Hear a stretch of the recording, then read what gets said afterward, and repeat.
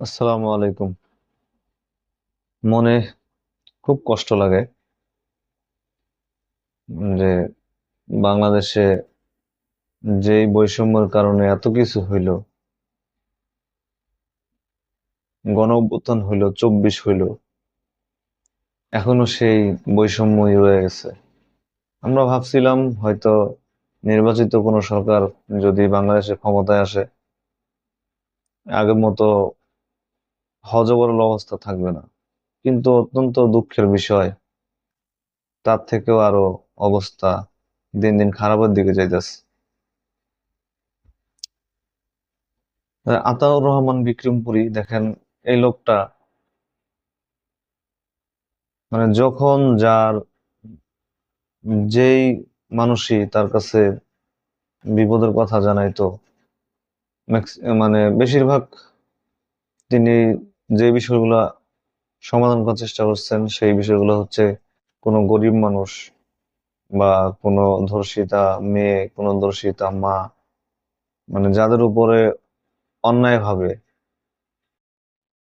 পেশি শক্তির বলে নির্যাতন করা হয়েছিল বা কেউ করতে চাইছিল, বা নিরীহ কোনো মানুষের উপরে অন্যায়ভাবে কোনো হ্যারাসমেন্ট করা, এগুলার বিরুদ্ধে তিনি রুখে দাঁড়াইতেন। এটাই ছিল তার অপরাধ, যার কারণে অন্তর্বর্তী সরকার থাকাকালীন অবস্থায় তাকে কারাগারে নেওয়া হয়। তিনি ছাড়া না পেলেও এখন আমরা দেখতেছি জুলাইয়ের সময়, জুলাই যখন সংগঠিত হয়, আওয়ামী লীগ নেতা, বিপুল পরিমাণ আওয়ামী লীগ নেতা ধরা পড়ছে। সেটা আপনারা সবাই জানেন, ভালো মন্দ। তাদের মধ্যে অনেকেই আছে কারাপশন করছে, অন্যায় করছে। এরকম লোকদেরকে এখন ছেড়ে দেওয়া হচ্ছে।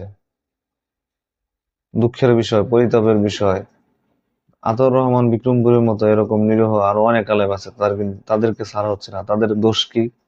তাদের দোষ আমি মনে করি একটাই দোষ, তারা আলেম কেন, তারা কেন মজলুমের পক্ষে কথা বলছে, এটাই তাদের দোষ, এটাই তাদের অপরাধ, তাই না? যদি তাদের অপরাধ না হইতো, তাদেরকে ছাড়া হচ্ছে না। অথচ যারা অন্যায় করছে, অন্যায়ভাবে সাধারণ মানুষের হক লুণ্ঠন করে খাইছে, সাধারণ মানুষের ক্ষতি করছে, মদখোর, দুর্নীতিবাজ, এরকম ধরনের লোকদেরকে ছেড়ে দেওয়া হচ্ছে। খুবই আফসোস লাগে। এই দেশটা কি আর কখনো ভালো হবে না? এই দেশে কি এরকম বৈষম্য চলতেই থাকবে?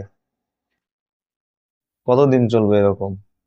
তবে একটা জিনিস কি জানেন দর্শক, সবকিছুর কিন্তু শেষ আছে। আমরা সেই দিনের অপেক্ষায় আছি, যেদিন দেখবো এই বাংলাদেশে শুধু নিরীহ আলেম না, শুধু আমি আলেমের কথা বলতেছি, এখনো অনেক নিরীহ মানুষ আছে, গরিব মানুষ, যাদের পক্ষে দাঁড়ানোর মতো লোক নাই, যারা মামলা দিতে গেলে এখন পর্যন্ত মামলা নেওয়া হয় না। দিনের পর দিন হয়রানির শিকার হইতে হয়। আপনারা তো দেখতেছেন নির্বাচনের সময় কত মানুষকে বিনা কারণে ঘরবাড়ি জ্বালায় দেওয়া হয়েছে, কত মানুষকে অন্যায়ভাবে পিটায় আহত করা হয়েছে, নিহত করা হয়েছে। সাধারণ মানুষের উপরে এভাবে অত্যাচার চালানো হয় সব সময়। তো আল্লাহ পাক কিন্তু ছাড় দেন, ছেড়ে দেন না। ভাই, আপনারা যারা এগুলো করতেছেন, আপনাদের কিন্তু মাটির তলে যাইতে হবে, এটা মাথায় রেখে। ভালো থাকবেন। সালামু আলাইকুম।